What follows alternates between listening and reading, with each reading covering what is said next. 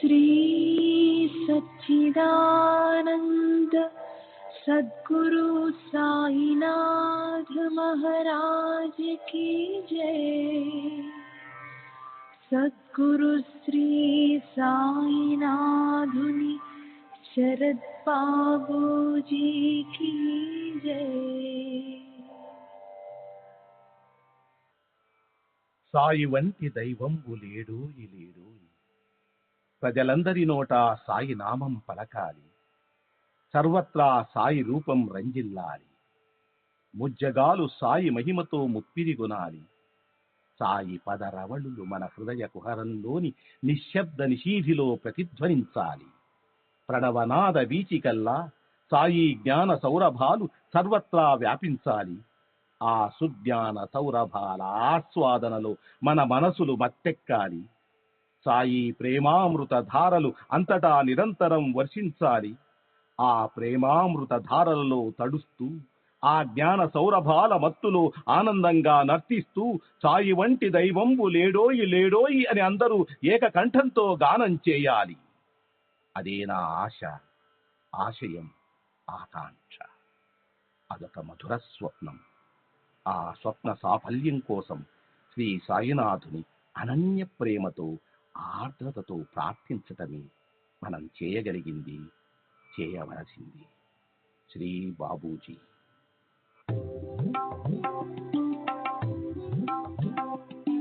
Sai Baba, Sai Baba, Sai Baba, Sai Baba.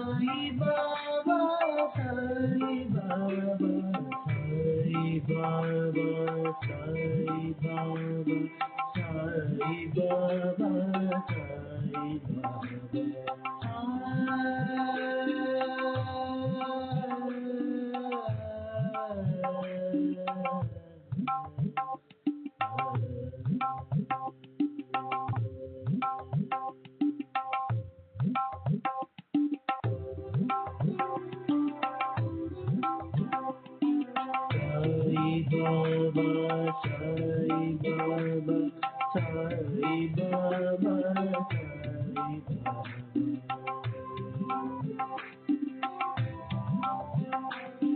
Sai Baba, Sai Baba, Sai Baba, Sai Baba.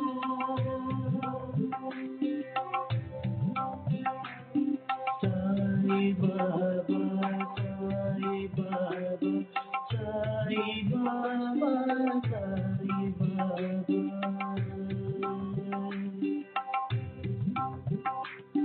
Sai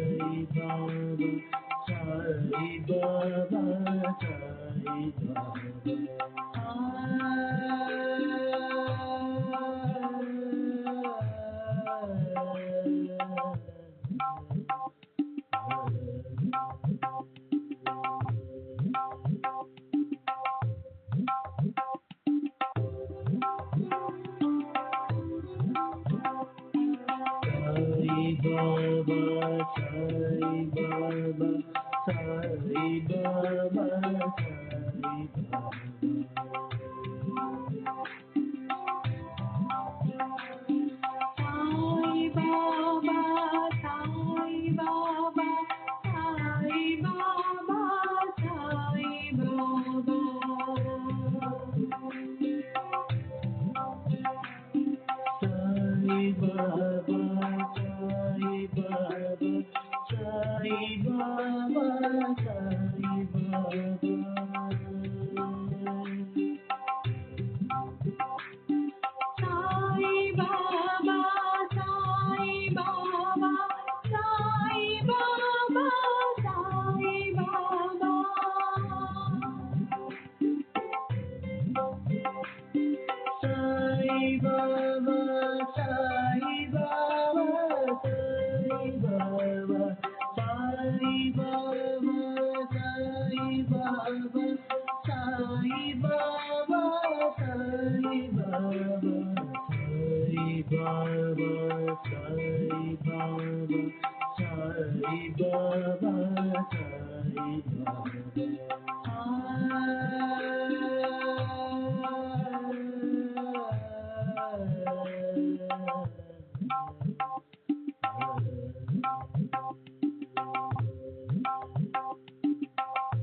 Sai Baba, Sai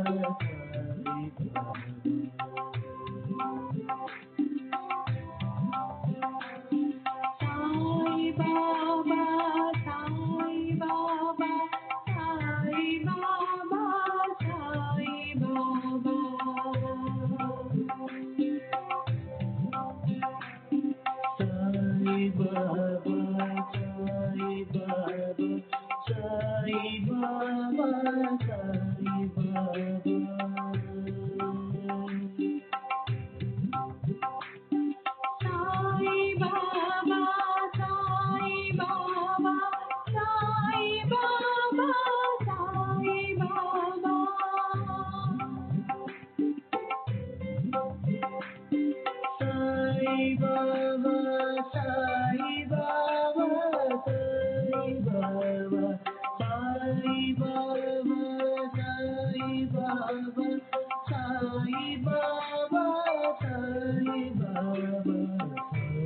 Baba, Sai Baba, Sai Baba, Sai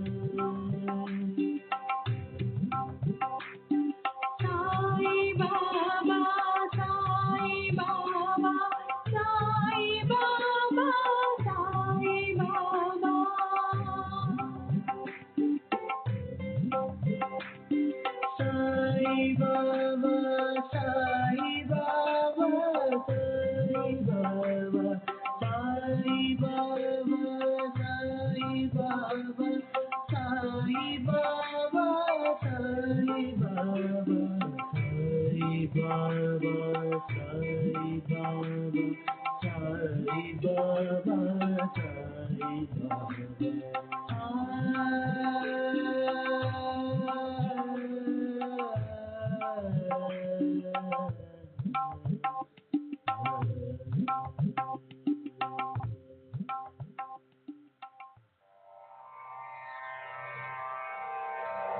Shri सच्चिदानंद सद्गुरु साईनाथ महाराज की जय। सद्गुरु श्री साईनाथुनि शरद बाबू जी की जय।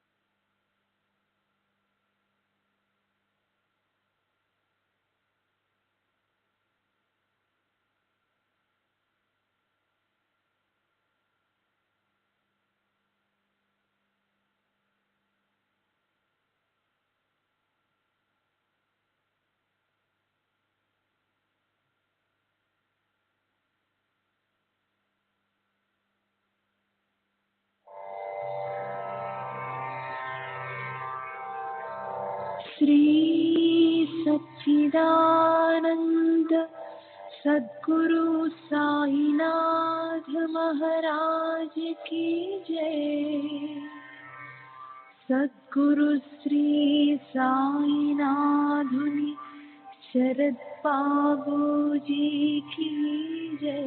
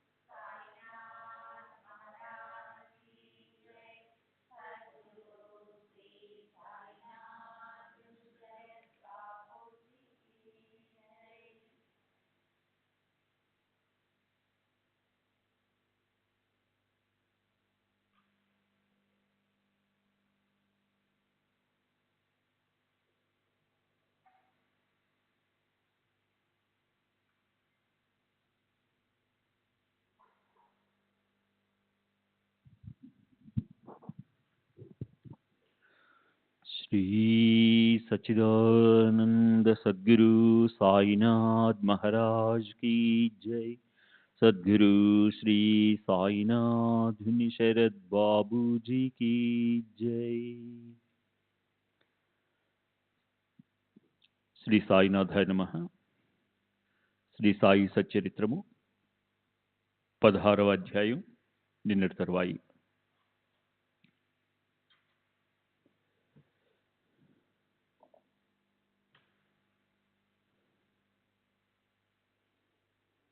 కార్యాలకు ఒక కారణం ఉంటుంది, కానీ ఆత్మ స్వయంభూ కారణం లేనిది.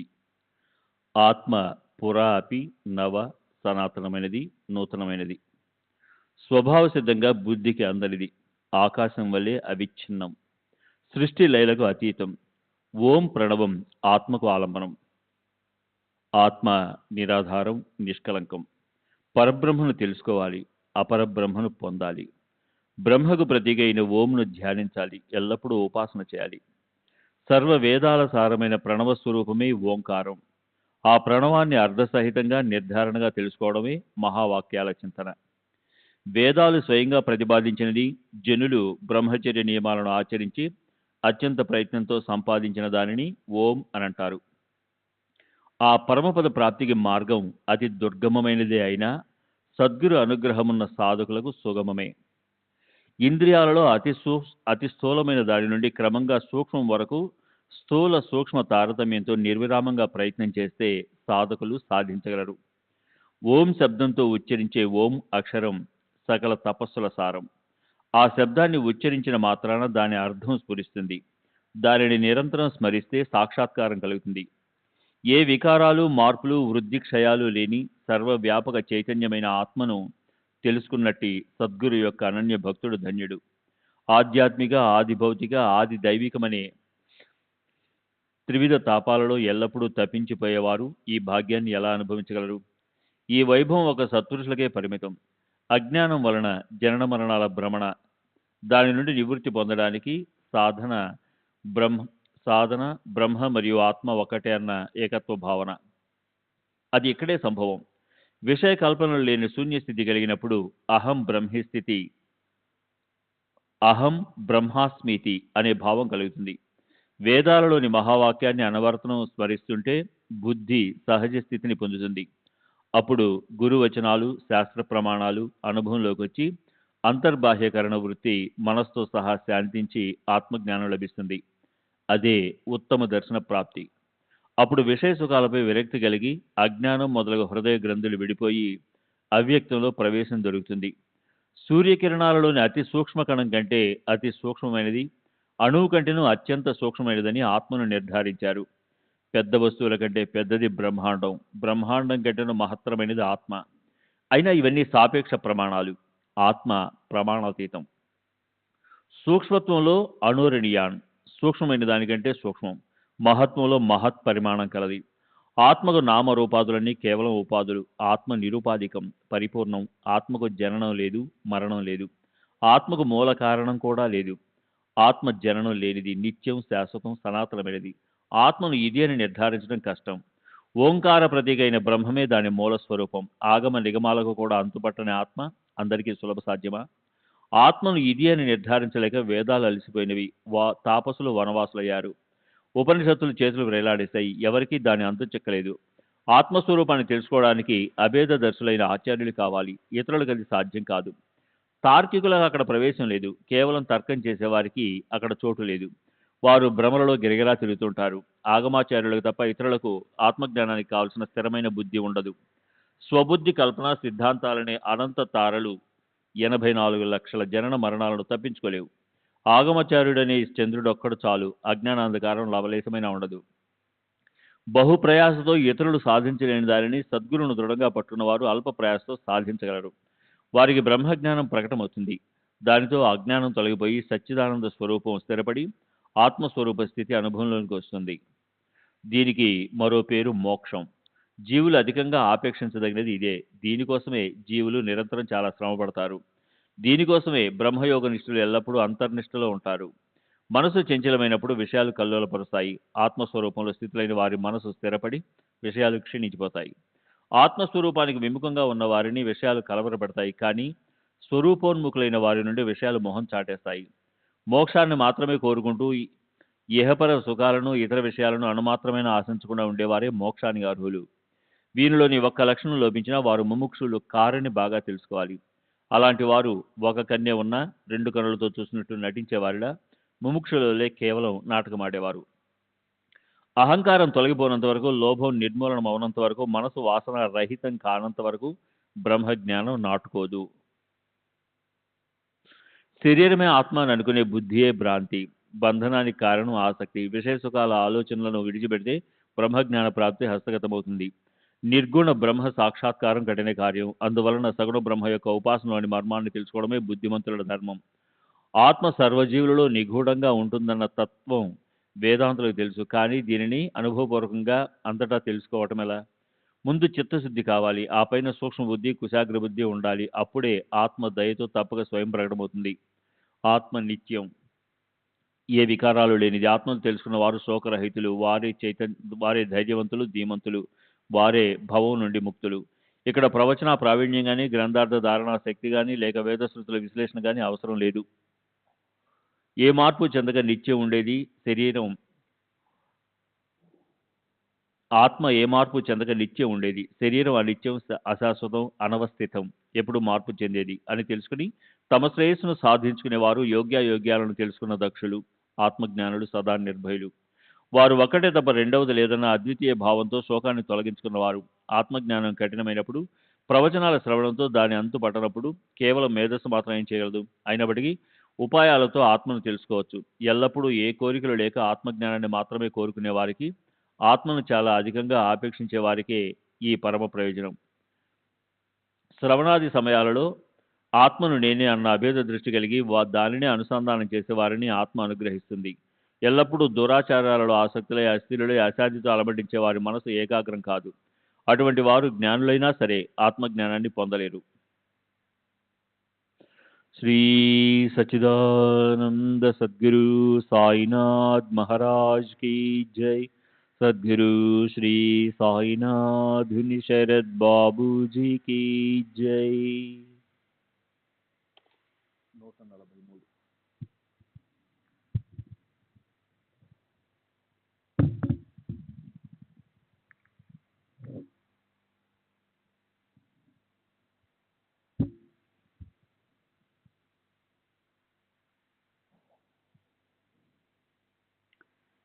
శృతి స్మృతి ప్రతిపాదితమైన యోగ్యమైన కర్మలను చేస్తూ అవివాహిత కర్మలను త్యజించి ఎల్లప్పుడూ ఏకాగ్ర చిత్తులై ఉండేవారికి ఆత్మ అంకితమైపోతుంది. దుశ్చరితాల నుండి విముఖులై ఆచార్యులైన గురుచరణాల్లో వినమ్రత కలిగి ఫలాపేక్ష లేని వారికి ఆత్మ ప్రాప్తిస్తుంది. విషయ సుఖాల్లోని కోరికలు తీరినంత వరకు, కేవలం ఆత్మనే కోరుకోనంత వరకు, సకల మనోవృత్తి ఆగిపోనంత వరకు ఆత్మారాముడు దుర్లభం. జిజ్ఞాసువుల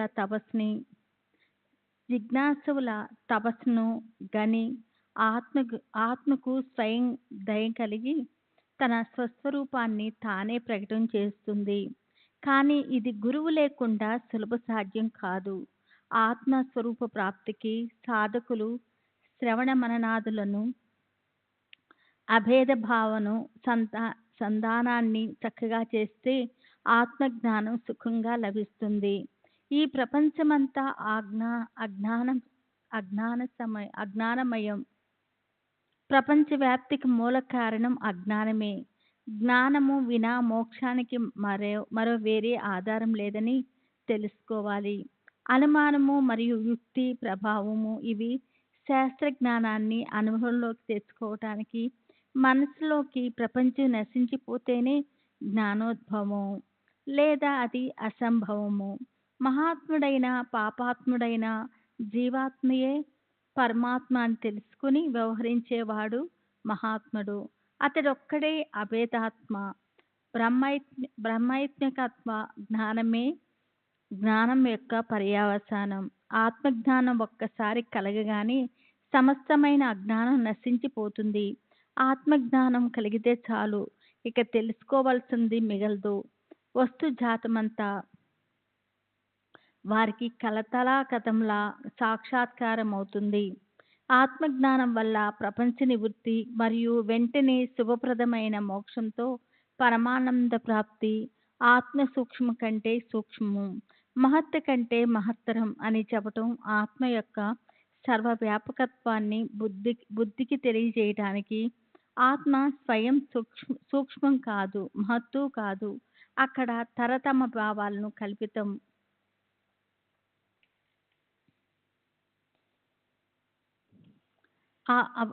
ఆ బ్రహ్మస్తంభ పర్యంతము ఆత్మ చరాచరాల్లో పరిపూర్ణంగా ఉంది. ఏ హద్దు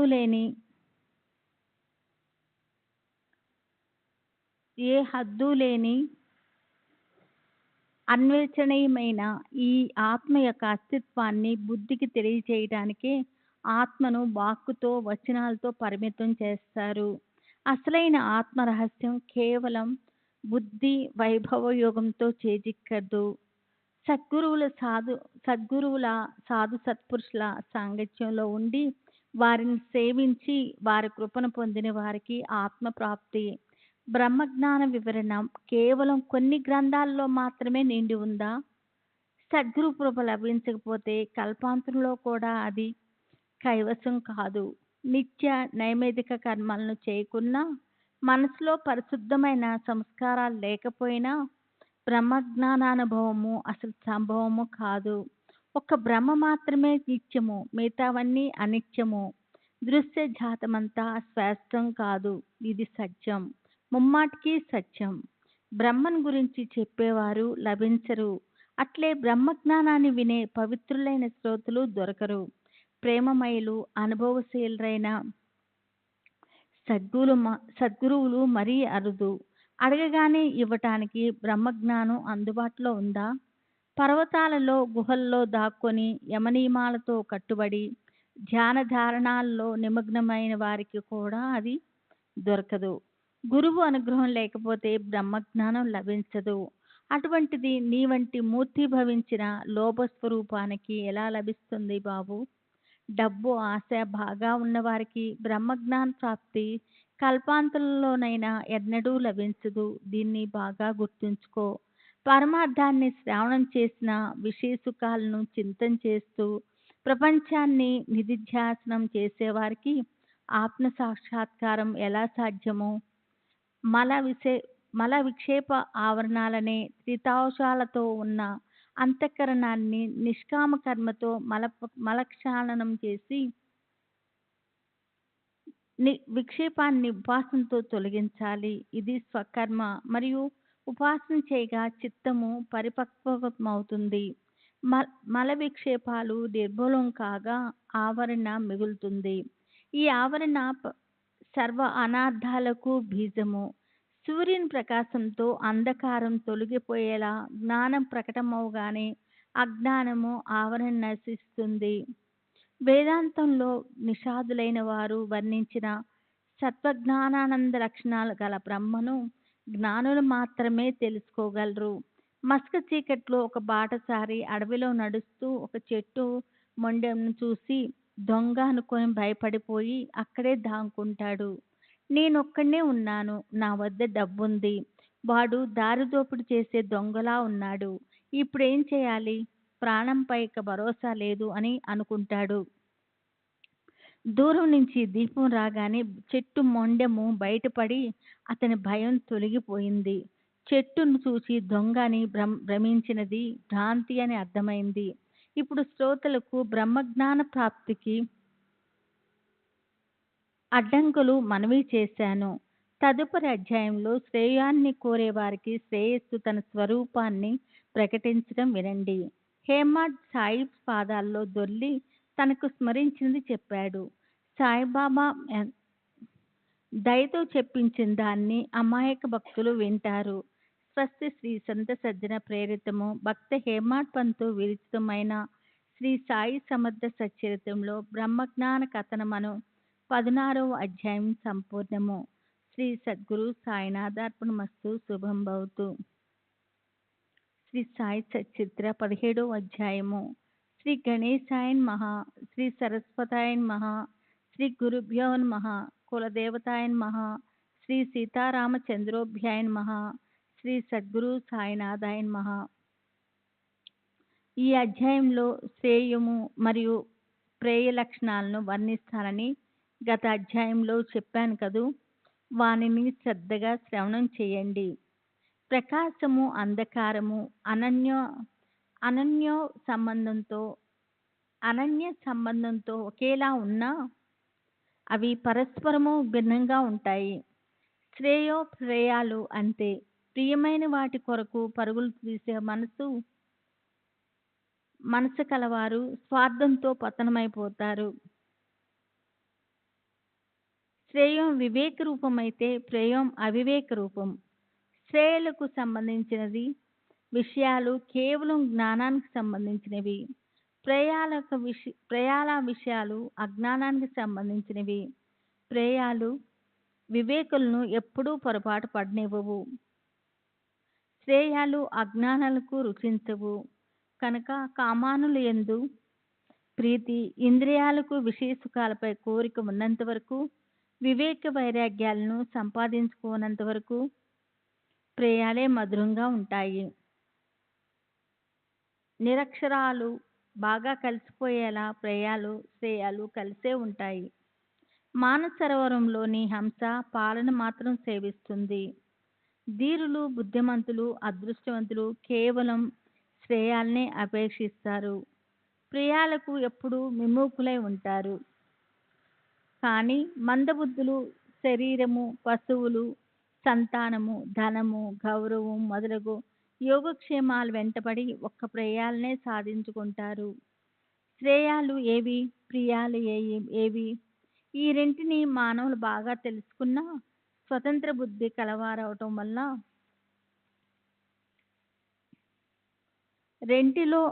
రెంటిలో దేనిని గ్రహించాలి అన్నది వారి ఆధీనంలో ఉంటుంది.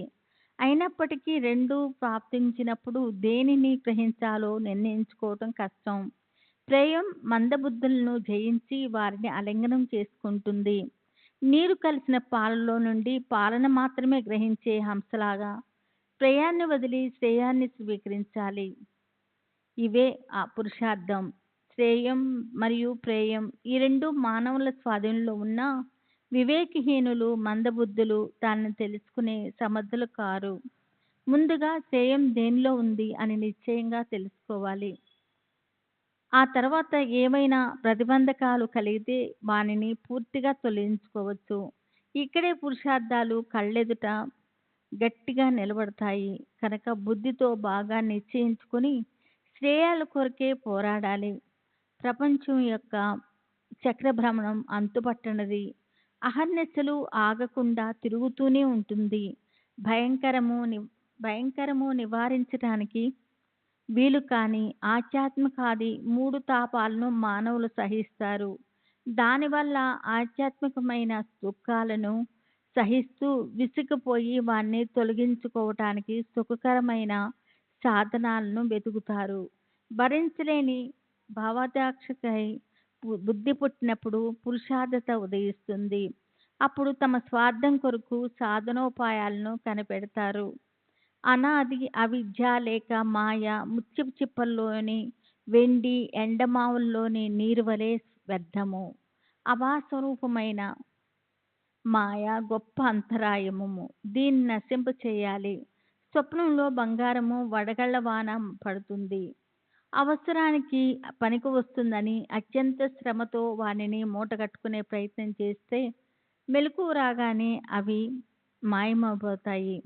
కనిపించని దానిని అనుభవించాలన్న భోగలాలస, ఆశ, తృష్ణ మరియు కోరికలు ఇవన్నీ ఎప్పుడూ ప్రతిబంధకాలని తెలుసుకోవాలి. శ్రీ సచ్చిదానంద సద్గురు సాయినాథ్ మహారాజ్ కీ జై. సద్గురు శ్రీ సాయినాథ్ శరత్ బాబూజీ కీ జై.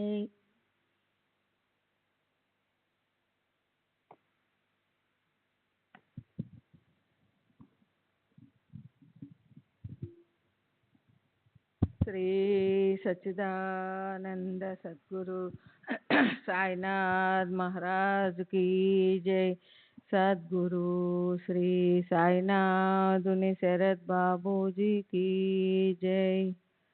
సూర్యకాంతిలో చూడలేని దానిని, బుద్ధికి అందని దానిని, వేద శృతులకు అంతుపట్టని దానిని గురువు తమ చేత్తో చూపిస్తారు. కామ క్రోధాలనే ఈ రెండు మనోవృత్తులు జ్ఞాన ప్రాప్తిని కలుగనీయవు. పైగా శ్రవణ మనన సమాధులను వెంటనే భంగం చేస్తాయి. దీపం కర్పూరంతో సమగమం అయితే పరస్పరం ఒకదానిని మరొక దానితో తోసేయడం సాధ్యమా? ఆ రెండు కలవడమే తడవుగా కర్పూరం దీపంపై వెలుగుతుంది. శృతి స్మృతులయందు అవిహితమని చెప్పిన దుష్కర్మలలో అనవతరం మునిగి ఉండి విహితావిహిత కర్మలను తెలుసుకోలేని వ్యక్తి శాస్త్రజ్ఞాని అయితే మాత్రం ఏం ప్రయోజనం? అట్లే అంతఃకరణంలోని కలవరం కారణంగా ఎప్పుడు అశాంతిగా ఉండేవారు, ఇంద్రియ లోలత్వం వలన మనసులో ఆందోళన పడేవారు జ్ఞానంలో పరిపూర్ణులు కాలేరు. ఆచారాలను ఎరిగిన గురుపుత్రుడు మనసులో సంతృప్తిని కలిగి ఉంటాడు. నిశ్చలమైన మనసుతో ఆత్మానుసంధానం చేసేవాడొక్కడే జ్ఞాన సంపన్నుడు. సంసారి అయినా మోక్షాన్ని కోరేవాడైనా తన అసలు గమ్యానికి చేరుకోవాలంటే శరీర రథాన్ని స్వాధీనంలో ఉంచుకోవాలి. కేవలం వాచలుడు ఏం చేయగలడు? ఇక్కడ వాగ్దాటికి చోటు లేదు. అసలైన అభ్యాసం అవసరం. శరీరాన్ని రథంగా భావించి స్వయం స్థిరంగా కూర్చోవాలి. శరీరం అనే రథంలో తన బుద్ధిని సారథిగా చేసి దానిలో యజమాని స్వయంగా స్థిరమైన మనసుతో కూర్చోవాలి. విషయాలు పరుగులు తీసే మార్గాలను అధిగమించడానికి బుద్ధిని సారథిగా నియమించి ఉత్కృంఖలంగా ఉన్న దశేంద్రియాలనే గుర్రాలను మనసనే పగ్గంతో స్వాధీనంలోనికి తెచ్చుకోవాలి. ఈ పగ్గం స్వేచ్ఛగా పరిగెత్తే గుర్రాలను అదుపులో ఉంచుతుంది కనుక దీనిని సారథి చేతికి ఇచ్చి నీవు స్వస్థ చిత్తంతో కూర్చో. సారథి కుశలుడు నిపుణుడు అయితేనే గుర్రాలు బాగా పరిగెత్తాయి. కానీ బలహీనమైన మనసు అనే పగ్గానికి ఇంద్రియాలనే గుర్రాలు అదుపులో ఉండవు. వివేకంతో ఉన్న బుద్ధి యొక్క సారథ్యం ఉండి మనో నిగ్రహము ఏకాగ్ర చిత్తం ఉన్నవారికే పరమపద ప్రాప్తి. ఇతరుల మార్గంలో అలసిపోవడమే.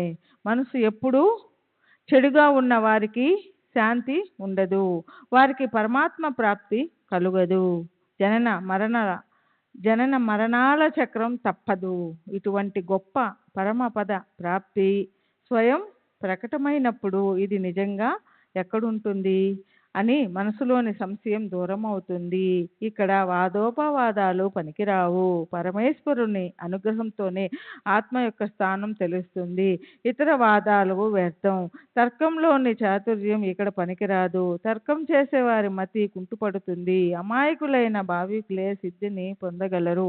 ఇదే ఇక్కడి విశేషం. ఉత్తమమైన సమ్యక్ జ్ఞానానికి కారణమైన ఆ గతి వేరు, ఆ బుద్ధి కూడా వేరుగా ఉంటుంది. ఉత్తమమైన జ్ఞానాన్ని ప్రసాదించే ఆగమాలను ఎదిగిన వారు వేరుగానే ఉంటారు. అమూల్యమైన శరీరం వృధాగా పాడైపోతూ ఉంది. ధనకాంక్ష మధ్యాహ్నపు నీడ వంటిదని మరియు హరి యొక్క మాయ దుర్గమమని తెలుసుకుని సత్పురుషుల చరణాలను ఆశ్రయించాలి. సత్పురుషులు భవసాగరాన్ని దాటించే నౌకలు. నీవు వానిలో ఒక ప్రయాణికుడువు కావాలి. వారు తప్ప తీరానికి చేర్చగల సమర్థులు ఎవరు? వివేక వైరాగ్యాల జంటను మూటకట్టుకున్న వారు జడులైన మూడులైన రాయి వంటి కఠినులైన భవసాగరం దాటడం వారికి కష్టం కాదు. భగవంతుని షద్గుణ ఐశ్వర్యాలలో వైరాగ్యం వారి ప్రథమ ఐశ్వర్యం. అది మహాభాగ్యవంతులకు తప్ప ఇతరులకు దుర్బలం. విహిత కర్మలను చేయకపోతే చిత్తశుద్ధి జరగదు. చిత్తశుద్ధి లేక జ్ఞాన సంపాదన సంభవం కాదు.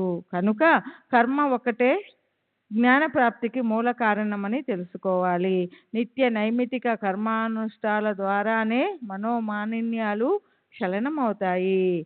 క్షాళనమవుతాయి. ఇలా పరిశుద్ధమైన అంతఃకరణంలో వివేక వైరాగ్యాలు ఉత్పన్నమైన సమధమాది సాధనా సంపత్తి లభించి ఈ శరీరం అందే మోక్ష ప్రాప్తి కలుగుతుంది. ఫలాపేక్షను త్యజించి ఏకాగ్రచిత్త యోగంతో గురువును అనన్య శరణ్జొచ్చి వారిని సద్గురువులు అక్కున చేర్చుకుంటారు. బాహ్య ప్రవృత్తి లేని భావికులు అనన్య భక్తులు జ్ఞానప్రాప్తితో ప్రజ్ఞావంతులవుతారు. ఇతర ఉపాయాలు పనికిరావు. జ్ఞానం లభించిన తరువాత అధర్మ మార్గాలను అనుసరించేవారు ఇహపరాలకు దూరమై క్రింద కాక పైన కాక త్రిశంకంల మధ్య వేలాడుతారు. జీవుల అజ్ఞాన ప్రాప్తియే వాస్తవంగా ప్రపంచ ప్రవృత్తి. ఆత్మజ్ఞాన ప్రాప్తితో ప్రపంచ నివృత్తి అవుతుంది. ఆత్మను తెలుసుకున్న వారు ఎల్లప్పుడూ అహంభావరహితులై ఉంటారు. వారికి ప్రపంచంలోని ధర్మాధర్మాలు, శుభాశుభాలు, హితాహితాలు ఏమవసరం? తాను శరీరమే అన్న అహంభావం తొలగిపోయిన వెంటనే ప్రపంచ విషయాల యందు నివృత్తి కలుగుతుంది. అదే జీవుని యొక్క పరమాత్మ స్థితి అని నిశ్చయంగా గ్రహించాలి. ప్రాపంచిక ప్రవృత్తి ఉన్నప్పుడు శత్రువులు మిత్రులు ఉండరు. కానీ నివృత్తి యందు అలా కాదు. అంతటా నేనే కనిపించగా ఇక శత్రుత్వం మిత్రుత్వం ఎక్కడుంటుంది? ఇటువంటి మహా సుఖం ముందు శరీరానికి కలిగే దుఃఖం ఏపాటిది? ఆ మహా సుఖం లభించాక ఇక ఐహిక సుఖాల కొరకు ఎవరు ఏడుస్తారు? ఐహిక దుఃఖాలు పర్వతాల వలె వారిపై పడ్డా ఏ మాత్రం చరించరు. పర్వత రాజు వలె ధైర్యంగా ఎదుర్కొంటారు. భగవంతుడు ఎవరి యందు ప్రసన్నుడవుతాడో వారికే వైరాగ్యాన్ని ఇస్తాడు. దానితో పాటు వివేకాన్ని కూడా జత చేసి వారిని భవసాగరం నుండి దాటిస్తాడు. అద్దంలో కనిపించే మొహం యొక్క ప్రతిబింబం వలె స్పష్టంగా ఆత్మను దర్శించుకోవాలన్న కోరిక కలిగిన వారికి ఇక్కడ భూలోకం పైన బ్రహ్మలోకం మూడో చోటు లేదు. యజ్ఞ యాగాల ద్వారా దేవతలు తృప్తి చెందితే పితృలోక ప్రాప్తి కలిగి కర్మఫలాలను అనుభవించవచ్చు. కానీ ఆత్మజ్ఞానం లభించదు. గంధర్వ, మహా, జన, సత్య, తపోలోకాలలో ఆత్మ సాక్షాత్కారం అస్సలు సంభవం కాదు. అందువలన ఆత్మ సాక్షాత్కారాన్ని పొందాలన్న ఆసక్తి కలవారు భూలోకాన్నే కోరుకుంటారు. ఇక్కడ చిత్తశుద్ధి కలిగి బుద్ధి అద్దం వల్లే నిర్మలమై శుద్ధమైన ఆత్మస్వరూపం త్రిశుద్ధిగా ప్రతిబింబిస్తుంది. రెండవ స్థలమైన బ్రహ్మలోకంలో కూడా ఆత్మ సాక్షాత్కారం కలుగుతుంది. కానీ అక్కడ అనేక రకాల కష్టాలు అత్యంత ప్రయాసను కలిగిస్తాయి. మాయ పాము వల్లే లోపలి ప్రేవులను బయట సర్వాంగాలను పెనవేసి పిండేస్తుంటే దానిని ఆపగల సమర్థులెవరు? నీ జేబులో 52 రూపాయలు ఉండగా నీవు ఊరికే కూర్చొని చూస్తున్నావా? వానిని బయటికి తీ చూద్దాం. బ్రహ్మ నీ జేబులోనే ఉంటాడు, బ్రహ్మ నీ జోబులోనే ఉన్నాడు అని బాబా తీయని చెప్పగా ఆ గృహస్థుడు జేబులో నుండి నోట్ల కట్టను తీశాడు. దానిలో 10 రూపాయల నోట్లను 25 లెక్క పెట్టాడు. అతడు లోపల సిగ్గుపడ్డాడు. మహారాజు ఎంతటి అంతర్జ్ఞాని అని అనుకొని బాబా ఆశీర్వచనాన్ని ఆశిస్తూ వారి చరణాలపై మస్తకాన్ని ఉంచాడు. అప్పుడు బాబా అతనితో నీ బ్రహ్మమును చుట్టి దాచేసుకో. నిన్ను చుట్టుకున్న లోభం తొలగిపోనంత వరకు నీకు బ్రహ్మజ్ఞానం లభించదు. ద్రవ్యం పైని వాంఛ వదలకుండా పుత్రులు, పశువులు, ధన సంపదల యందే ఆసక్తి గల వారికి బ్రహ్మజ్ఞానం ఎలా లభిస్తుంది?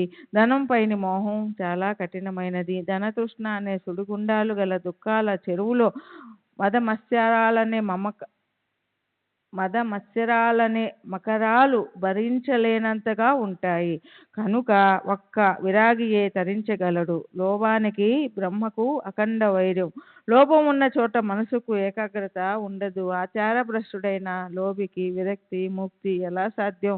లోభికి నిశ్చింత, శాంతి, సంతృప్తి ఉండవు. మనసులో ఒక్క లోభం ఉందా సాధనాలన్నీ మట్టి కొట్టుకుపోతాయి.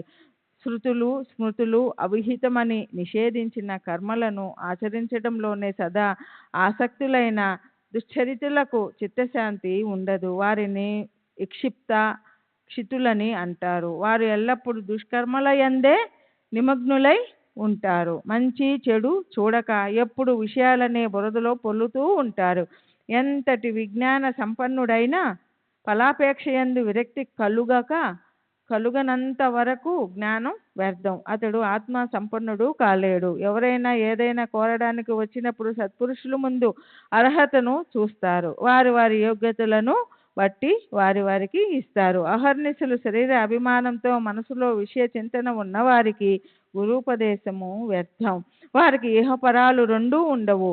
చిత్తశుద్ధి లేకుండా పరమార్థ మార్గంలోనికి ప్రవేశించాలని అనుకుంటే తమ జ్ఞాన గర్వాన్ని చాటుకోవడమే గాని అది నిజంగా వ్యర్థం.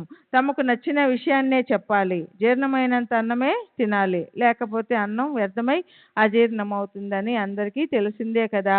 నా భోజనం పూర్తిగా నిండి ఉంది, ఎవరు దేనిని అడిగినా ఇవ్వగలను, కానీ పుచ్చుకునే వారి తాహత్తును చూచి వారు భరించగలిగేనంత ఇస్తాను. దీనిని శ్రద్ధగా వింటే నీవు కృతాకృత్యుడు అవుతావు. ఈ పవిత్రమైన మసీదులో కూర్చొని నేను అసత్య వచనాన్ని పలకను. ఇది సత్పురుషుని వాక్కు నుండి ప్రవహించిన అమృత జరి. దీనిలో భక్తిగా మునకలు వేస్తే మలక్షాళనమై అంతర్బాహ్య పరిశుద్ధి కలుగుతుంది. ఇటువంటి సాయినాథుని మహిమను వర్ణించసాగితే దానికి అంతం లేదు. నిరుపమానమైన వారిని ఏ ఉపమానంతో చెప్పగలం? వారు నిర్మలమైన ప్రేమకు మాత్రం ఆధీనులు. శ్రీ సచ్చిదానంద సద్గురు సాయినాథ్ మహారాజ్ की जय. सद्गुरु श्री साईनाथ शरद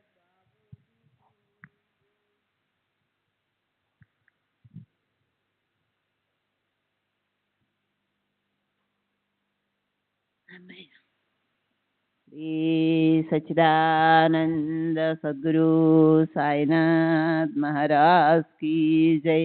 सद्गुरु श्री साईनाथ शरद బాబూజీ కీ జై. ఆర్తులకు కష్టాలతో అలసిపోయిన వారికి వారు విశ్రాంతి ధామం.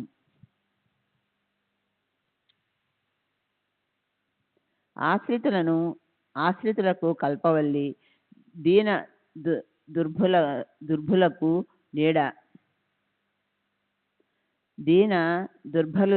నీడ. ప్రపంచానికి తిలోదకాలు వదిలి మౌనంగా పర్వతాలలో గుహలలో ఏకాంతవాసంలో తమ శ్రేయస్సును సాధించుకునేవారు ఉంటారు.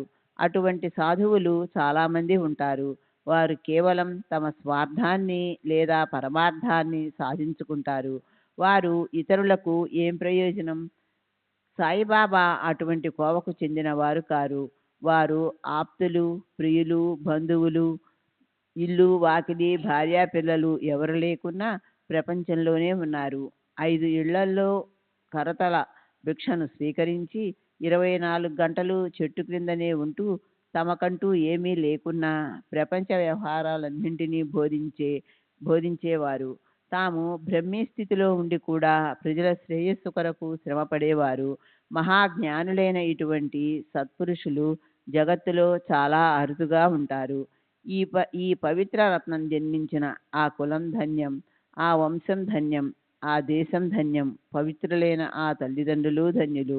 అనాయాసంగా పరుసవేది లభిస్తే పాషాణమనుకొని పారవేసుకున్నట్లు షిరిడీలో ఈ పరమ భాగవతోత్తముని చాలా కాలం వరకు ఎవరూ తెలుసుకోలేదు. చెత్త కుప్పలో పడి ఉన్న రత్నం పిల్లలకు దొరికితే దాన్ని రాయి అనుకొని వారు ఇష్టం వచ్చినట్లు సంతోషంతో ఎగురవేసి కాలుతో తొక్కుతారు. మొదట బ్రహ్మజ్ఞానాన్ని కోరి వచ్చిన వ్యక్తి బాబా ఆశీస్సులతో తృప్తి చెందాడు. కఠినమైన మార్గాన్ని వదలాలి. నాకైనా మీకైనా అందరికీ అదే మార్గం. శబ్దాలను వింటూ, స్పర్శ సుఖాన్ని గ్రహిస్తూ, సువాసనలను ఆఘ్రాణిస్తూ, బయట కనిపించే రూపాలను చూస్తూ ఇలా బాహ్య విషయాలను సేవిస్తున్నంత వరకు ఇంద్రియాలకు విషయాలపై సంయమనం కుదరదు. విషయ సుఖాలపై విముఖత లేకుండా, ఇంద్రియాలను నిగ్రహించకుండా ప్రత్యేగాత్మ దర్శనం అంటే ఆత్మజ్ఞానం అసఖ్యం. ముందు ఈషణ త్రయాలను వదలి దృఢమైన శ్రద్ధా విశ్వాసాలతో సద్గురువుకు అనన్య శరణు పొందేవారు ఆత్మజ్ఞానానికి పాత్రులు.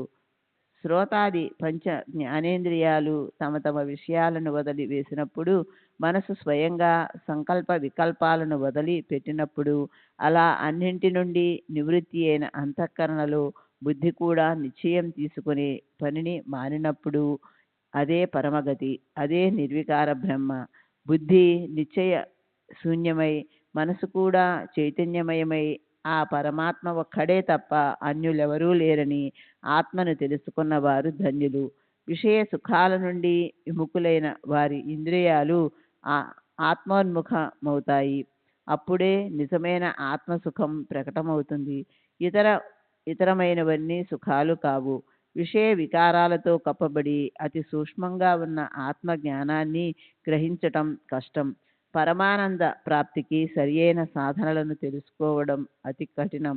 హిరణ్యగర్భ పదవి వరకు ఇహపర సుఖాలయందు విరక్తి కలిగిన వారే బ్రహ్మ పదమునకు అభిషిక్తులు. అట్టివారే ముక్తులని గ్రహించాలి. మనసును విషయాల నుండి మెల్లమెల్లగా వెనుకకు మరలించి ఆత్మస్వరూపంలో స్థిరపరచి ఆత్మ జ్ఞానాన్ని సంపాదించాలి. ఇహలోక పరలోక సుఖాలయందు వైరాగ్యం కలిగి హర్ష శోకాది ద్వంద్వాలను ఛేదించిన బుద్ధిమంతులకే ఈ సుఖం. ఇదే ఆధ్యాత్మ యోగం. ఆది దైవిక, ఆధ్యాత్మిక, ఆది భౌతికాలనే తాపత్రయాల బడబానల జ్వాలలలో బాగా మసిలిపోతున్న భవసాగరంలోని నీటిలో ఎవరు సుఖంగా ఉండగలరు? దాని నుండి తమను తాము ఉద్ధరించుకోవడానికి సాయిబాబా అనుగ్రహాన్ని పొందాలి. వారి చరిత్రను శ్రద్ధగా శ్రవణం మననం చేయాలి. సాయినాథుని చరిత్రలోని వారి విచిత్ర లీలలు శ్రోతలు పుత్ర మిత్ర బంధు కళత్రాలతో సహా వింటే ఇహపర సుఖాలు లభిస్తాయి. భాగ్యవంతులు శ్రద్ధాళువులైన శ్రోతలు ఈ కథలను ఏకాగ్రతతో వింటే శాంతికే శాంతి లభిస్తుంది. ఈ కథ నిర్జరీ ప్రవాహంలో కర్మాకర్మలనే లవణం కరిగిపోతుంది.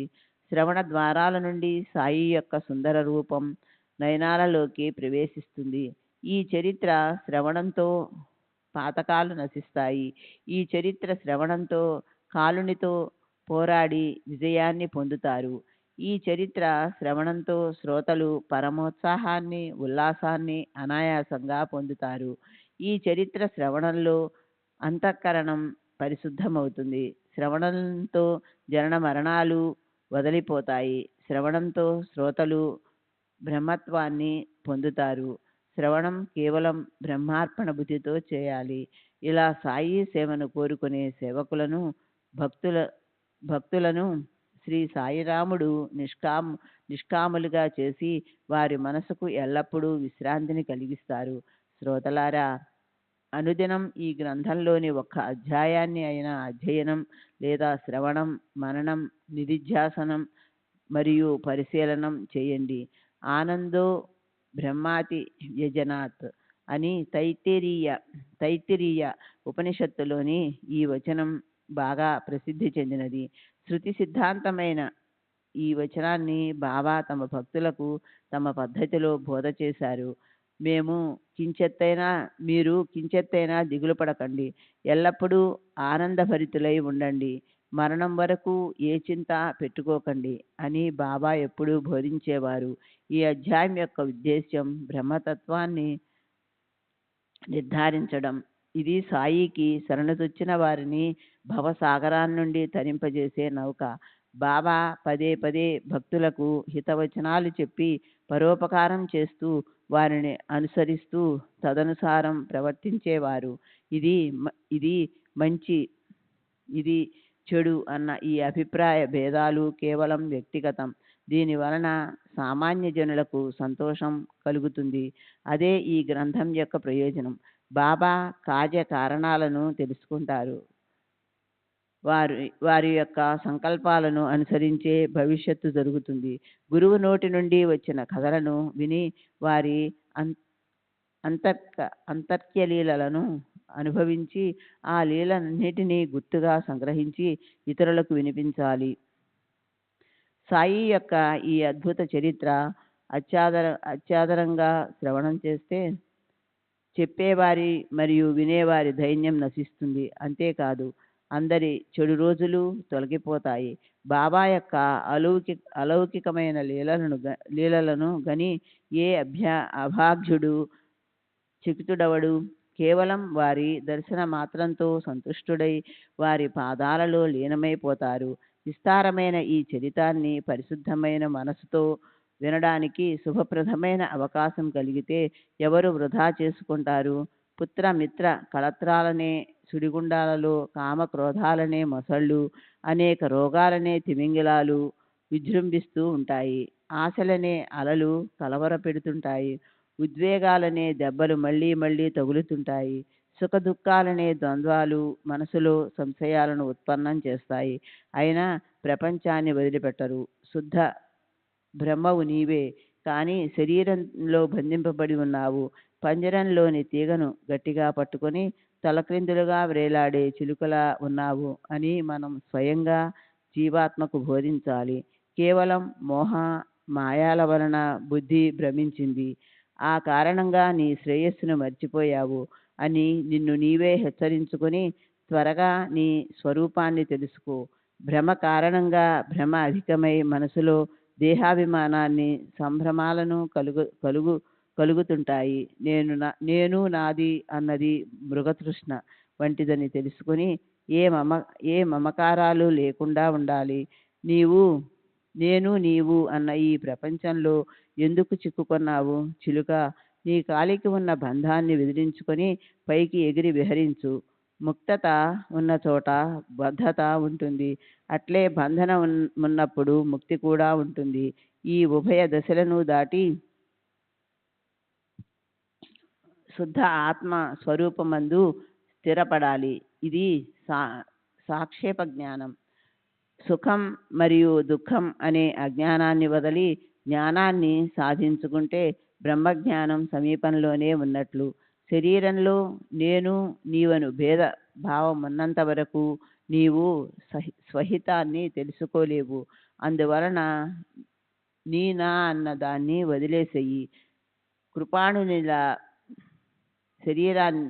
శరీరాన్ని అంటిపెట్టుకోవడం మానేసి నిన్ను నీవు తెలుసుకో. కుబేరుని వంటి ధనవంతుడు భిక్షావృత్తితో తిరుగుతుంటే అది కేవలం అజ్ఞానం వలన ఆపాదించుకున్న దౌర్భాగ్యమే. ఎప్పుడూ ఉత్తమమైన శాస్త్రాలను శ్రవణం చేయాలి. సద్గురువు యొక్క వచనాలను విశ్వాసంతో పాటించాలి. వారిని శ్రద్ధగా అనుసంధానం చేయాలి.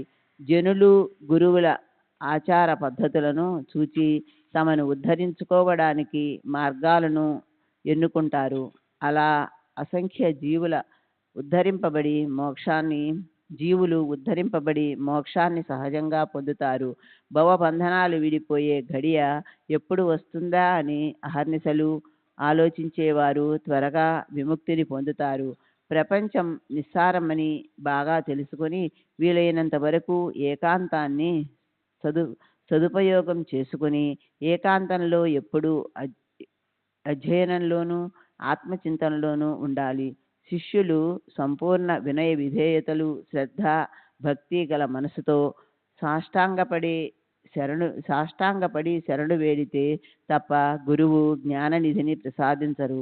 గురువుకు సర్వస్వాన్ని అర్పించి వారి శుశ్రూష చేయాలి. బంధ మోక్షాల గూర్చి బాగా తెలుసుకోవాలి. విద్య అవిద్య గురించిన ప్రశ్నలను గురువును అడిగి తెలుసుకొని సఫలత చెందాలి. ఆత్మ ఎవరు, పరమాత్మ ఎవరు అన్న విషయాలను గురువు తప్ప ఎవరూ చెప్పరు. గురువుకు సంపూర్ణంగా శరణాగతులైతే తప్ప వారు ఏ కాస్త జ్ఞానాన్ని ప్రసాదించరు. గురువు కాక ఇతరులెవరైనా జ్ఞానబోధ చేసిన దానితో భవబంధనాలు విడిపోవు. అది కించెత్తైనా మోక్ష ఫలప్రదం కాదు. అది మనసులో అసలు నాటుకోదు. గురువు వినా జ్ఞానప్రాప్తి లేదని పండితులందరికీ విదితమే. బ్రహ్మ మరియు ఆత్మ ఒక్కటే అన్న విషయాన్ని అనుభవింపజేసే సామర్థ్యం గురు చరణాలకే ఉంది. అక్కడ ఏ సందేహాలు లేకుండా దర్భాభిమానాలు వదిలేసి గురువుకు సాష్టాంగ దండ ప్రణామం చేసి వారి చరణాలపై శిరసనుంచాలి. దృఢమైన మనసుతో గురు చరణాలను గట్టిగా పట్టుకొని నేను మీ దాసానుదాసుణ్ణి, మీ పాదాలనే నమ్మాను అని నోటితో అంటే చాలు. ఇక వారి చమత్కారాన్ని చూడండి. దయాసాగరులైన ఆ గురువు తమ అనుగ్రహమనే అలల సియ్యపై తేలి ఆడించగలరు. తమ అభయ హస్తాన్ని శిరస్సుపై నుంచి ఇళ ఇడ పింగళ నాడులను సరిచేసి సమస్త పాతకాల రాశిని దహించివేసి నుదుట విభూదిని పెడతారు. ఆ విధంగా బాబా బ్రహ్మజ్ఞానాన్ని కోరి వచ్చిన వ్యక్తిని కేవలం నిమిత్త మాత్రునిగా చేసి భక్తులకు బ్రహ్మ నిరూపణను, జీవుని శివుని ఐక్యతా జ్ఞానాన్ని సంపూర్ణంగా బోధించారు. ఇంతటి గొప్ప విద్య, అనుపమానమైన ప్రజ్ఞ ఉన్న సాయి మహారాజుకు హాస్యరసం ఎందుకు ఇష్టం, వినోదం వారికి ఎందుకు ప్రీతికరం అని సహజంగా అనుమానం కలుగుతుంది కదూ. బాగా ఆలోచిస్తే ఒక్కటే సమాధానం. శ్రద్ధగా వినండి. పసిపిల్లలతో మాట్లాడుతూ వారి వచ్చిరాని ముద్దు మాటలతో ఆనందిస్తున్నప్పుడు మనం ఎవరైనా పెద్దవారిలా ప్రవర్తిస్తామా? ఆ ప్రేమను శబ్దాలు వర్ణించగలవా? శ్రీ సచ్చిదానంద సద్గురు సాయినాథ్ మహారాజ్ కీ జై. సద్గురు శ్రీ సాయినాథుని శరత్ బాబూజీ కీ జై.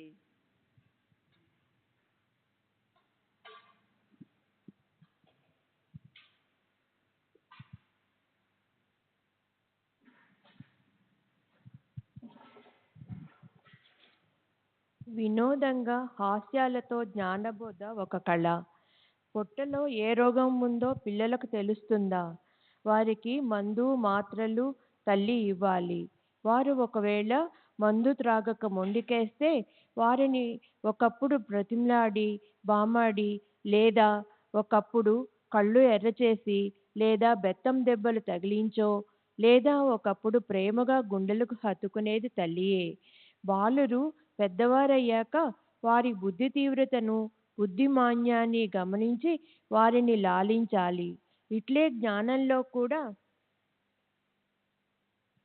తీక్షణమైన బుద్ధి గలవారు జ్ఞానోపదేశాన్ని క్షణం ఆలస్యం లేకుండా త్వరగా గ్రహిస్తారు. అదే మందబుద్ధి గలవారికి తలకెక్కడం చాలా కష్టం. జ్ఞాననిధి అయిన సాయి సమర్థులు ముందు భక్తుల యొక్క బుద్ధిని, వారి పాత్రతను నిర్ధారించి జ్ఞానాన్ని సమృద్ధిగా వితరణ చేస్తారు. వారు పూర్ణ అంతర్జ్ఞాని. వారికి అందరి గురించి ముందే తెలుసు. వారి వారి అర్హతలను అనుసరించి సాధనను నియమిస్తారు. అట్లే వారి వారి అర్హతలను తెలుసుకొని వారి యోగ్యతలను అయోగ్యతలను అనుసరించి భక్తుల బాధ్యతలను వహిస్తారు. మనం పైకి వయసు మళ్ళిన వారి వలె కనిపించినా సాయి సిద్ధుని ఎదుట నిజంగా పిల్లల కంటే పిల్లలం. ఎప్పుడూ వినోదం కోసం ఆతురత పడతాం. బాబా వినోదానికి నిలయం. ఎక్కడ ఎవరికి ఏది రుచిస్తుందో చక్కగా తెలుసుకొని భక్తుల కోరికలను తీర్చి వారిని సంతుష్టులను చేస్తారు. బుద్ధిమంతులు గాని లేదా మందబుద్ధులు గాని ఈ చరిత్రను పఠిస్తే పరమానందం కలుగుతుంది. శ్రవణం చేస్తే వినాలనే కుతూహలం పెరుగుతుంది. మననం చేస్తే సంతృప్తి, ఆనందం లభిస్తాయి. మరలా మరలా పఠిస్తే పరమార్థ జ్ఞానం కలుగుతుంది. నిధిధ్యాసలను చేస్తే మహదాహ్లాదం, అనంతమైన సుఖం లభిస్తుంది. ఇది అటువంటి అమోఘమైన లీల. ఇలాంటి అనుభవాన్ని కించిత్తైనా పొందని భాగ్యవంతులు కాయ వాచ మనసులతో సాయికి అంకితమైపోతారు. సాయి లీలలు తర్కానికి అంతుపట్టనివి. హేమాడ్ సాయి చరణాలకు శరణజొచ్చి బ్రహ్మజ్ఞానం కోరి వచ్చిన వ్యక్తిని నిమిత్త మాతృనిగా చేసి భక్తుల శ్రేయస్సుకై బాబా వినోదం ద్వారా జ్ఞాన ప్రదానం చేయడం చెప్పాడు. తర్వాతి అధ్యాయం ఇంతకంటే మధురమైన శరణార్థుల కోరికను తీరుస్తుంది. బాబా నా మనసులో రహస్యంగా ఉన్న కోరికను స్పష్టంగా వెల్లడి చేసి తీర్చడం. నేను మాధవరావు వద్దకు వెళ్ళి అతనికి బాబా యొక్క సందేశాన్ని అందించి బాబా యొక్క అనుగ్రహాన్ని పొందిన విషయాన్ని సంపూర్ణంగా వినండి. స్వస్తి శ్రీ సంత సజ్జన ప్రేరితము భక్త హేమాడ్ పంత్ విరచితము అయిన శ్రీ సాయి సమర్థ చరిత్రంలో బ్రహ్మజ్ఞాన కథనమును 17వ అధ్యాయము సంపూర్ణం. సద్గురు శ్రీ సాయినాథార్పణమస్తు. శుభం భవతు. శ్రీ సాయి సచ్చరిత్రము 18వ అధ్యాయము. శ్రీ గణేశాయ నమః. శ్రీ సరస్వత్యై నమః. శ్రీ గురుభ్యో నమః. శ్రీ కులదేవతాయ నమః. శ్రీ సీతారామచంద్రాభ్యాం నమః. శ్రీ సద్గురు సాయినాథాయ నమః. పరము సత్యము నిత్యము అయిన సద్గురుదేవా మీకు జయము జయము. మీరు భక్తులకు ఈ జగత్తు మిథ్యయన్న అనుభవాన్ని కలిగిస్తారు. మాయను మీ నియంత్రణ యందు ఉంచే దేవా మీకు జయము జయము. జయము జయము అనాద్యనంత. జయ జయ ద్వంద్వాతీత. జయ జయ నిర్వికార. ఆత్మస్వరూపాన్ని బోధించేది మీరొక్కరే. స్నానం చేయాలని సాగరంలో మునిగిన సైంధవ ప్రతిమ మరలా బయటకు రాగలదా? ఇది ఎప్పటికీ సాధ్యం కాదు.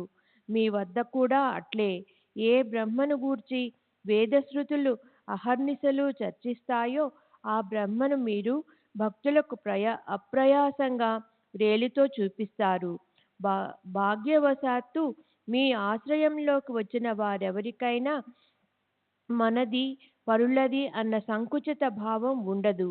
గత అధ్యాయంలో నోట్ల కట్టలో చుట్టి ఉన్న బ్రహ్మను ఆవిష్కరింపచేసి బ్రహ్మను కోరుకునే వారికి లోభం ప్రతిబంధకమని తెలిపిన పావన కథను వర్ణించడమైంది. ఇప్పుడు బాబా నన్ను అనుగ్రహించిన కథను శ్రోతలు శ్రద్ధగా శ్రవణం చేస్తే బాబా మార్గదర్శకత్వం మీకు అనుభవం అవుతుంది. ఈ మధుర వృత్తాంతాన్ని ఉన్నది ఉన్నట్లు చెప్తాను. శ్రోతలు తమ శ్రేయస్సు కొరకు స్వస్థ చిత్తంతో వినండి. భక్తులు శ్రద్ధగా ఉంటే వక్తకు ఉత్సాహం. అలా ఉభయులకు హృదయంలో ప్రేమ పొంగి ఆనందం కలుగుతుంది. సాయిబాబా ఏమాత్రమైనా భేదభావం లేకుండా భక్తుల అర్హతను బట్టి వారికి సరియైన మార్గాన్ని బోధించేవారు. గురువు బోధించిన ఉపదేశాన్ని ఇతరులకు తెలియచేస్తే గురువు వాణి విఫలమవుతుందని అనేకులు అనుకుంటారు. కానీ ఇది ఒట్టి కల్పన మాత్రమే, అర్థం లేని వ్యర్థ ప్రేలాపనలే.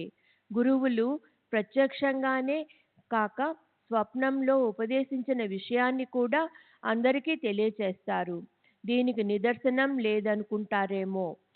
బుధ కౌశిక ఋషి ప్రమాణం. అతడు తనకు స్వప్నంలో బోధించిన రామరక్ష దీక్షా మంత్రాన్ని అందరికీ చెప్పేశాడు. గురువు వర్షాకాలంలోని మేఘం. వారు ఆనందం అనే జలాన్ని ఉత్సాహంగా వర్షింపచేస్తారు.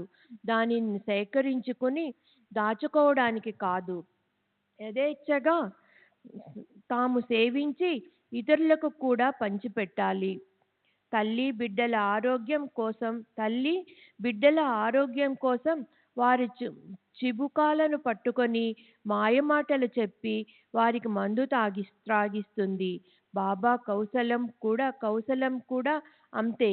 వారి మార్గం రహస్యంగా ఉండేది కాదు.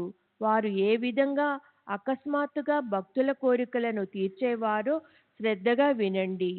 సద్గురువు యొక్క సాంగత్యం ధన్యం. దాని మహిమను ఎవరు వర్ణించగలరు? సద్గురువు యొక్క ఒక్కొక్క వచనాన్ని స్మరించుకుంటే స్ఫూర్తి పొంగుతుంది. భక్తిగా భగవంతుని ఆరాధన, గురు పూజ, గురుసేవ చేస్తే గురువు యొక్క ఆశ్రయం లభిస్తుంది. ఇతర సాధనలన్నీ వ్యర్థం. మనసులోని విక్షేపం మరియు ఆవరణల కారణంగా భవాన్ని దాటే మార్గం అయోమయంగా అస్పష్టంగా ఉంటుంది. దానిని నిర్విఘ్నంగా దాటడానికి గురువు యొక్క వచనాలు దీప కిరణాల వలె మార్గాన్ని సూచిస్తాయి. గురువే ఈశ్వరుడు, బ్రహ్మ విష్ణు మహేశ్వరుడు. వాస్తవానికి గురువే పరమేశ్వరుడు. గురువే పరబ్రహ్మ. గురు జనని. గురువు జనకుడు. భగవంతుడు కోపిస్తే గురువు రక్షిస్తాడు. కానీ కానీ గురువు కోపిస్తే ఎవరూ రక్షించరని ఎప్పుడూ గుర్తుంచుకోవాలి. ప్రవృత్తి మార్గంలోనూ మరియు ప్రపంచం నుండి బయటపడే తీర్థ వ్రతాది నివృత్తి మార్గంలోనూ ధర్మాధర్మ కార్యాలలోనూ విరక్తిని, వేదశృతులలోని జ్ఞానాన్ని బోధించే ప్రవక్త గురువే.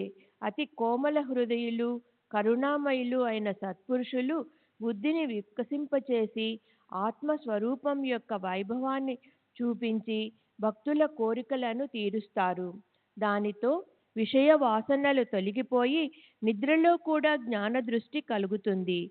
వారి కృపతో వివేక వైరాగ్యాలనే ఫలాలు చేజిక్కుతాయి. సత్పురుషుల సాంగత్యంలో ఉంటూ ప్రేమతో వారి సేవ చేస్తే భక్త కామ కల్పద్రుమమైన భగవంతుడు స్వయంగా కష్టాలన్నింటినీ నివారిస్తాడు. ఎల్లప్పుడూ సత్పరాయణులై ఉంటూ సత్పురుషుల కథలను శ్రవణం చేయాలి. సత్పురుషుల పాదాలకు వందనం చేయండి. పాప ప్రక్షాళనమవుతుంది. ముంబైలో బ్రిటిష్ ప్రభుత్వంలో లార్డ్ రే గవర్నరుగా ఉన్నప్పుడు క్రాఫర్డ్ పాలన పడిపోయింది. ఆ సమయంలో బాగా ప్రసిద్ధి చెందిన ఒక వ్యక్తి బాబా శ్రీ సచ్చిదానంద సద్గురు సాయినాథ్ మహారాజ్ కి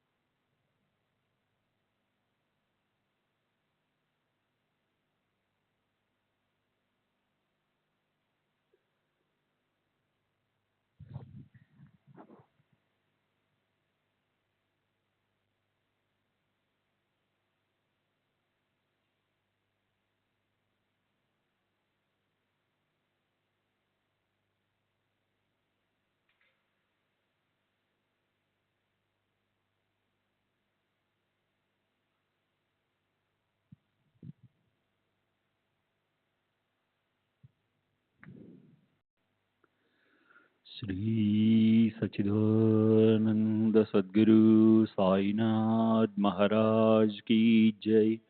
सद्गुरु श्री साईनाथ शरद बाबू जी की जय।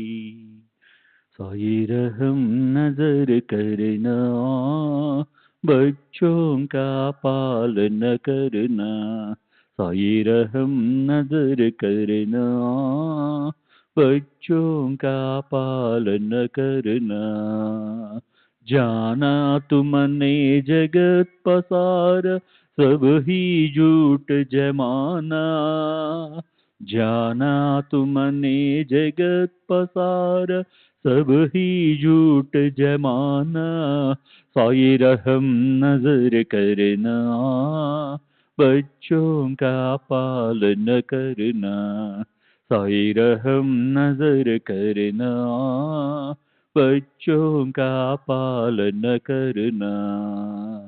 मैं अंधा हूँ बंदा आपका, मुझसे पथ दिखलाना। मैं अंधा हूँ बंदा आपका, मुझसे पथ दिखलाना, साई रहम नजर करना, बच्चों का पालन करना, साई रहम नजर करना, बच्चों का पालन करना। दास गणों कहे अब क्या बोलूं, थक गई मेरी रसना, दास गणों कहे अब क्या बोलूं, थक गई मेरी रसना, साई रहम नजर करना, बच्चों का पालन करना, साई रहम नजर करना, बच्चों का पालन करना।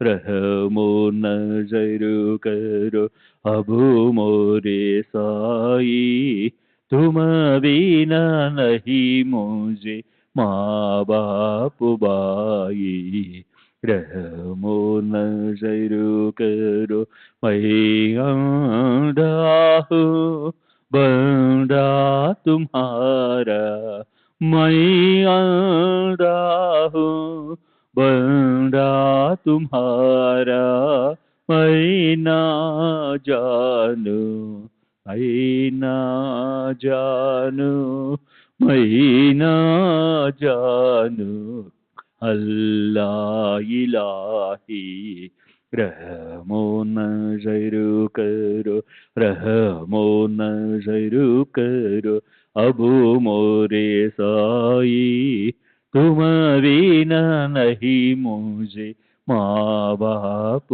भाई, रहमो नजर करो काली जमाना मैंने गमाया, माना मैंने गमाया, साथी आखिर का, साथी आखिर का, साथी आखिर का, तुम बिना कोई, रहमो नजर करो, रहमो नजर करो अब मोरे साई, तुम बिना नहीं मुझे माँ बाप भाई, रहमो नजर करो अपने मस्जिद का झाड़ू गणो है, अपने मस्जिद का झाड़ू गणो है, मालिक हमारे, मालिक हमारे,